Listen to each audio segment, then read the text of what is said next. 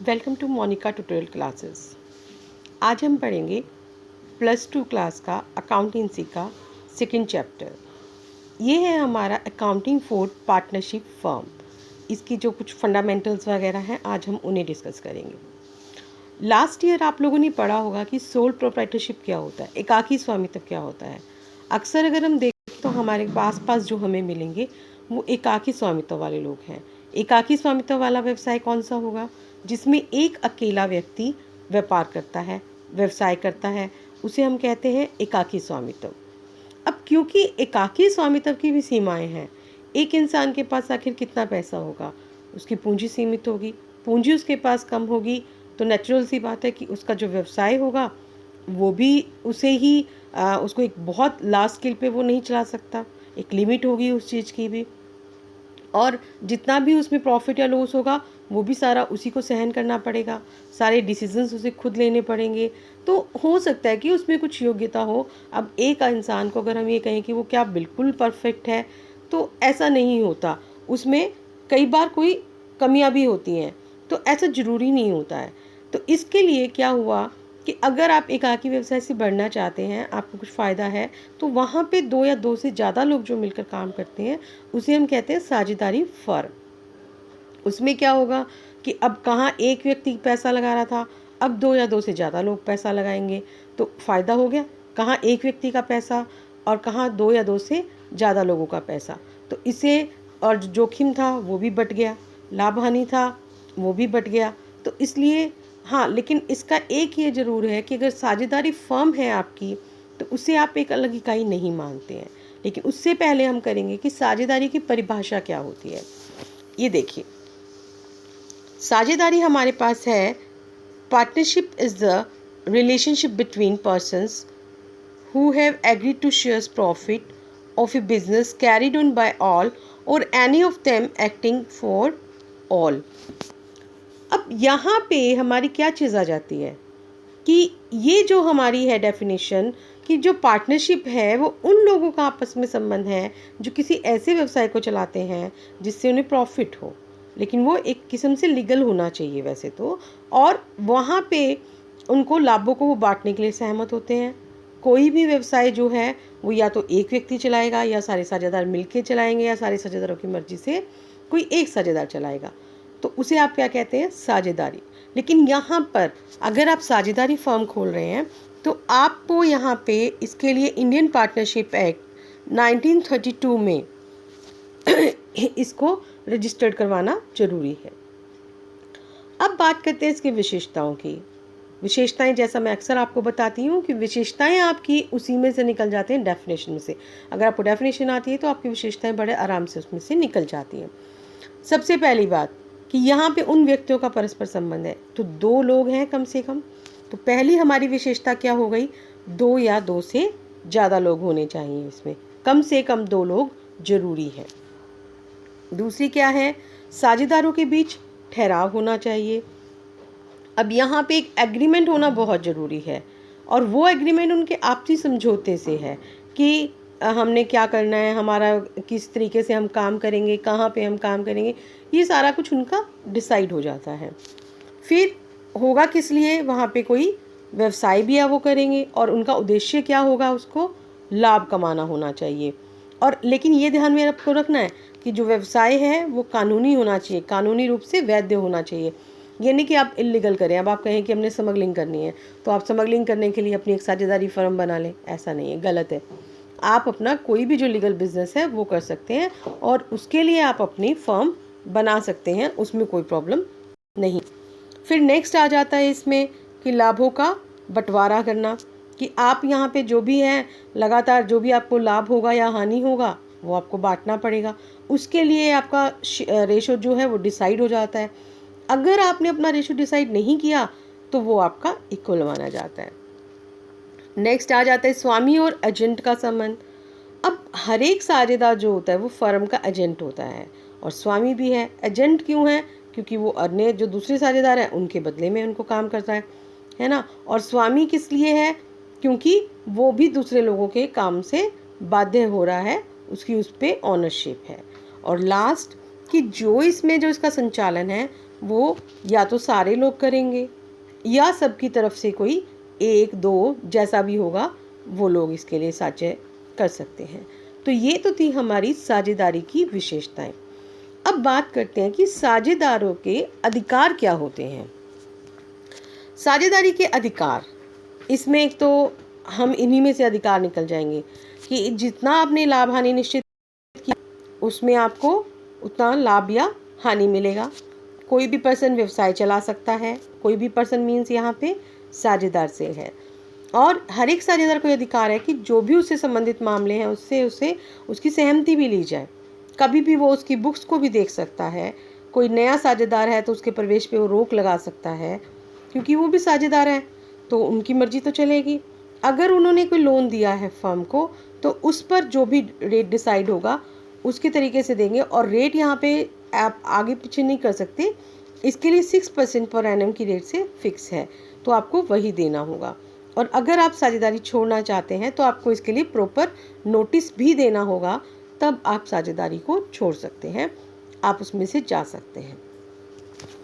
Next हमारी आती है सीमित दायित्व साझेदारी, जिसे हम कहते हैं लिमिटेड लायबिलिटी पार्टनरशिप, और उसकी शॉर्ट फॉर्म हम यूज़ करते हैं LLP।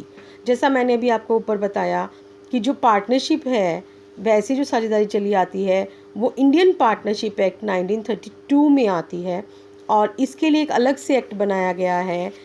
ये जो एक्ट आया था लिमिटेड लायबिलिटी पार्टनरशिप एक्ट, ये 2008 में आया था। हम इसके डिफरेंस को करते हुए आपको ईजिली समझ पाएंगे आप इसको, कि देखिए एक साझेदारी आपको, सिंपल साझेदारी आपको समझ में आ चुकी है।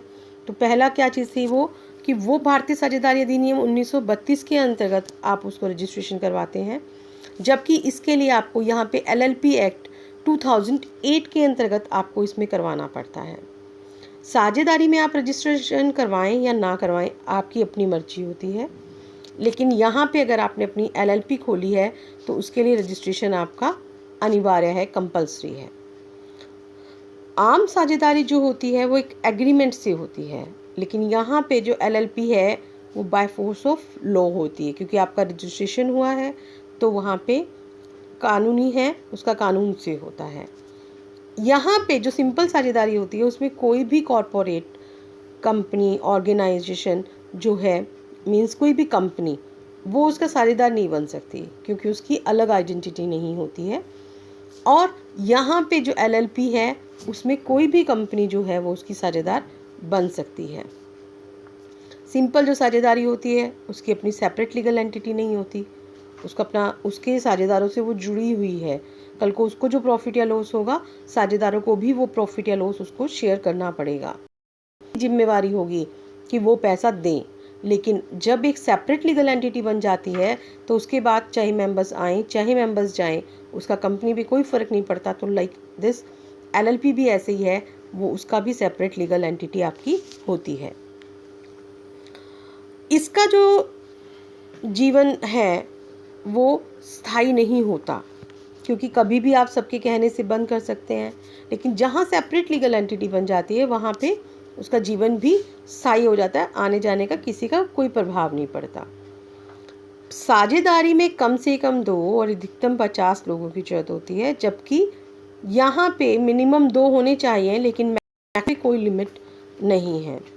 और यहाँ पे जो होता है पार्टनरशिप फॉर्म में कोई भी संपत्ति का स्वामी नहीं हो सकती, जबकि LLP जो है वो अपनी मर्जी से किसी कंपनी की संपत्ति का मालिक हो सकती है। अब क्योंकि उसकी सेपरेट लीगल एंटिटी है एक पार्टनरशिप फर्म की, तो उसकी जो लायबिलिटी होगी वो अनलिमिटेड होगी। अनलिमिटेड का मतलब क्या होगा यहाँ पे, कि अगर वो देनदारी पूरी नहीं कर पाते तो उन्हें अपनी पर्सनल संपत्तियाँ भी बेचकर पैसा देना होगा, जबकि LLP में ऐसा नहीं है। उन्होंने जितना कंट्रीब्यूशन उसमें किया है उसी को वो उतना ही तक सीमित है, उससे ज़्यादा उन्हें देने की बिल्कुल भी ज़रूरत नहीं है। तो ये देखिए कि आपको इससे काफ़ी कुछ क्लियर हो गया होगा। तो अगर हम इस तरीके से करते हैं तो हमारे पास देखिए कि आप अगर एक ये भी याद कर लेते हैं, आप ये समझ लेते हैं कि what is the difference between partnership and LLP, तो यहाँ पे आप क्या कर सकते हैं, अगर आपसे पार्टनरशिप के बारे में पूछा जाए तो आप वो भी बता सकते हैं, सिर्फ इसके पॉइंट आप उठा लीजिए। LLP के बारे में आपसे पूछा जा रहा है तो आप यहाँ पे बता सकते हैं क्या आप ये बता सकते हैं कि एलएलपी जो है वो एलएलपी एक्ट 2008 के अंतर्गत होती है, उसका रजिस्ट्रेशन करवाना ज़रूरी है, उसका निर्माण कानून के द्वारा होता है ना। ये सारी की सारी चीज़ें आप इसमें बना सकते हैं। और यही बात देखिए आपको वो समझ में भी आ जाएगी कि यहाँ पर आप देखिए कि इसकी परिभाषा जो है उसमें भी यही लिखा गया है कि यहाँ पे रजिस्टर्ड की गई साझेदारी से है, इसका जो एक निगमित संस्था है इसका वो होता है, वैधानिक अस्तित्व है, सदस्यों से अलग होती है, परपेचुअल एग्जिस्टेंस है, और अगर साझेदारी में कोई परिवर्तन किया गया तो एलएलपी के अस्तित्व अधिकार पे कोई फ़र्क नहीं पड़ता। मींस इन शॉर्ट मैं ये कहना चाहूँगी कि ये जो चीज़ें थी आपकी वही चीज़ें आपकी इसमें बनी हैं। तो यहाँ से आपको क्लियर हो गया कि एलएलपी क्या है और एक सिंपल साझेदारी हमारी क्या चीज़ है। अब बात करते हैं हमारा जो एग्रीमेंट था। हम कह रहे हैं कि एग्रीमेंट होना बहुत ज़रूरी है। तो एग्रीमेंट होना है वो उसको हम क्या कह रहे हैं, साझेदारी संलेख। हिंदी में हम कहते हैं साझेदारी संलेख और उसको इंग्लिश में हम कहते हैं पार्टनरशिप डीड। अब ये पार्टनरशिप डीड क्या है? अभी हमने बात की कि जब हम सिंपल साझेदारी की बात करते हैं तो कुछ नियम, कुछ शर्तें हमारी तय हो जानी चाहिए ताकि जिस पे सारे साझेदार जो है वो सहमत होने चाहिए। अब वो क्या है, वो आपका मौखिक भी हो सकता है, मीन्स मुजबानी भी हो सकता है और रिटन में भी हो सकता है, वो आपकी अपनी मर्जी है। हाँ, ज़्यादातर अगर आप उसे रिटन में कर लेते हैं तो उससे क्या है कि लड़ाई झगड़े की संभावना थोड़ी सी आपकी कम हो जाती है, क्योंकि कल को कोई दिक्कत आएगी तो आप वो लिखा हुआ दिखा सकते हैं कि भाई ये चीज़ डिसाइड हुई थी हमारी, तो हम तो इसके बेस पे ये करेंगे। तो एक जो हमारा रिटन डॉक्यूमेंट बना वो हमारी, उसको हम क्या कहते हैं, पार्टनरशिप डीड। और एक किस्म से आप इसको ये भी कह सकते हैं कि ये जो है साझेदारी के अंत नियम भी इनको बोला जाता है, मींस आर्टिकल्स ऑफ पार्टनरशिप, क्योंकि ये सब डिसाइड करते हैं कि फर्म का काम कैसे होगा, सब कैसे होगा। अब इसकी कंटेंट्स क्या हैं, क्या क्या चीज़ें आप इसमें बताते हैं। देखिए, आप इसमें बताते हैं फर्म का नाम, पता, कहाँ पे है, कौन कौन इसके पार्टनर्स होंगे, फर्म क्या व्यवसाय करना चाहती है, उसको किस टाइप का वो बिज़नेस करेगी, फर्म में जो लोग पार्टनर्स बने हैं कितनी कितनी कैपिटल लगाएंगे, इंटरेस्ट ऑन कैपिटल किस रेट से देंगे वो, है ना। ड्राइंग्स क्या चीज़ है हमारी, कि जो पार्टनर अपने पर्सनल खर्चे के लिए बिज़नेस में से पैसा निकाल रहा है वो ड्राइंग्स है, तो अगर वो कितना रुपया ले सकते हैं, अगर उन्होंने ड्राइंग्स निकाली है तो उस पर उनको इंटरेस्ट भी देना होगा, इंटरेस्ट देना होगा तो किस रेट से वो इंटरेस्ट देंगे। सबसे इम्पॉर्टेंट बात, प्रॉफिट शेयरिंग रेशो उनका कितना होगा वो भी आपको बताना पड़ेगा। और सैलरी, अगर कोई पर्सन काम कर रहा है, क्या उसे सैलरी दी जाएगी तो कितनी देनी है उसको हमने, गुडविल का क्या इफेक्ट पड़ेगा, किस तरीके से हम उसको काउंट करेंगे, जो हमारी फर्म चलेगी उसको हमने कितने लंबे टाइम के लिए बनाया है, क्या हम हर साल उसके खाते मेंटेन करेंगे, इसी तरीके से हम उसके हिसाब किताब का ढंग क्या रखेंगे, ऑडिटिंग करवानी है तो उसका हमारा क्या होगा, अवधि कितनी होगी, इसमें गार्नर मुरे का जो रूल है क्या वो हम अप्लाई करेंगे। गार्नर वर्सेस मुरे का जो है ना, ये एक, जब पार्टनर्स इंसॉल्वेंट हो जाते हैं, दिवालिया हो जाते हैं, उनके पास कुछ नहीं रहता, तब इसका प्रयोग करते हैं, तभी दिया था उन्होंने। और वो ये भी डिसाइड करेंगे कि उसमें उस रूल को, अगर उनके पास बाई चांस कोई ऐसी सिचुएशन आ जाती है कि जिसमें उनको करना पड़ता है, तो वो देखेंगे कि क्या ये करना है रूल को अप्लाई या नहीं करना है। कोई नया पार्टनर आना चाहता है तो उससे रिलेटेड क्या रूल्स होंगे, कोई पार्टनर छोड़ के जाना चाहता है तो क्या रूल्स होंगे, कोई डिस्प्यूट हो गया तो क्या रूल्स होंगे। तो मतलब देखा आपने कि हर चीज़ आपकी क्लियर है। अगर हर चीज़ आपकी क्लियर है तो आप अच्छे से उसको कब चला सकते हो अपना, है ना। और इसका फिर फ़ायदा क्या हो जाता है, देखो सभी के अधिकार जितने भी उनके हैं, कर्तव्य हैं, सब क्लियर हैं। कोई गलत फहमी हुई है उसको आप दूर कर सकते हैं क्योंकि पहले ही शर्तें उसमें लिख दी गई हैं। कल को कोई लड़ाई झगड़े का चक्कर नहीं रहता, उसका निपटारा आप आसानी से कर सकते हो। तो ये तो था कि अगर आपने पार्टनरशिप डीड बना दी तो आप क्या करोगे, तो उसका क्या फ़ायदा होता है। लेकिन कई बार ऐसा होता है कि कुछ लोगों को लगता है कि नहीं, कोई ज़रूरत ही नहीं है, फिर हम क्या करें, उन्होंने पार्टनरशिप डीड बनाई ही नहीं है। तो कुछ रूल्स होते हैं जो हमारे एप्लीकेबल होते हैं, इट्स वेरी इम्पॉर्टेंट, ये जो रूल्स हैं बहुत इम्पॉर्टेंट हैं। Rules applicable in the absence of partnership deed, very very important.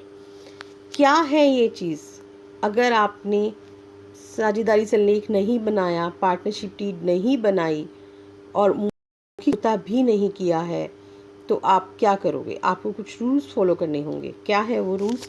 सबसे फर्स्ट बात आती है हमारी प्रॉफिट रेशो की। कई लोग कहते हैं मैंने जितनी कैपिटल लगाई है उतना पैसा मुझे मिलना चाहिए। नहीं, ऐसा नहीं होगा। आपको कितना देना होगा? इक्वल। चाहे किसी ने कितनी भी कैपिटल क्यों ना लगाई हो, आप उनको प्रॉफिट रेशो क्या दोगे? इक्वल दोगे। Interest on capital, interest on capital आपका क्या होगा कि अगर अनुबंध में है, अगर आपके पार्टनरशिप डीड में है तो आपको देना है, अगर नहीं है तो आप उससे नहीं दोगे। लेकिन अगर आप दे भी रहे हो इंटरेस्ट का तो केवल प्रॉफिट्स तक दोगे, लॉस की सिचुएशन में आप वो भी नहीं दोगे। ठीक है। तीसरी बात आती है इंटरेस्ट ऑन ड्राइंग्स की। अगर आप जब कैपिटल पे आपको फर्म नहीं दे रही इंटरेस्ट तो नो डाउट आप उसको ड्राइंग्स पर भी इंटरेस्ट नहीं दोगे। कोई काम करता है तो उसके लिए कोई उसको सैलरी भी नहीं दी जाएगी। हाँ, इंटरेस्ट ऑन लोन के है कि आपको 6% पर एनम की रेट से आपको उस पर इंटरेस्ट मिलेगा, ये चीज़ ज़रूर है। कोई नया पार्टनर एडमिट होता है तो आप उसमें सभी साझेदारों की सहमति होना ज़रूरी है। सारे साझेदार कारोबार के संचालन में भाग ले सकते हैं। ठीक है। और फर्म की पुस्तकों का निरीक्षण भी कर सकते हैं, उनकी कॉपी भी ले सकते हैं। तो ये सब चीज़ें थी हमारी कि अगर आपके पास साझेदारी संलेख नहीं है तो आपको ये रूल्स अप्लाई करने होंगे ताकि फ्यूचर में कोई लड़ाई झगड़ा हमारा ना हो। तो आज के लिए हमारा इतना ही। That's all.